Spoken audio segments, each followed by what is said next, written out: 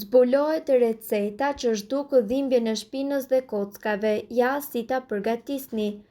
Dhimbjeve të kockave nuk i shpëton dot askush, ato mund të kthehen në një problem për çdo moshë. Kjo është veçanërisht e vërtet nëse dhimbja është kronike dhe njëkohësisht e vazhdueshme. Shkaktar për këto dhimbje munden që të jenë një mori arsyesh të cilat dëmtojnë përkohësisht ose përfundimisht kockat tuaja. Kjo recet lehtëson dhimbjet e kockave dhe gjithashtu të shpinës.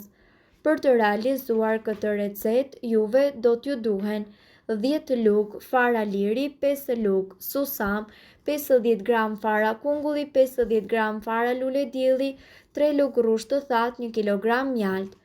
Në një tas të madh ju duhet që të përzjeni të gjithë përbërësit dhe pasi ata të jenë përzierë mirë me njëri tjetrin, e gjitha çfarë ju duhet të bëni është që të mbyllni masën në një kavanoz qelçi.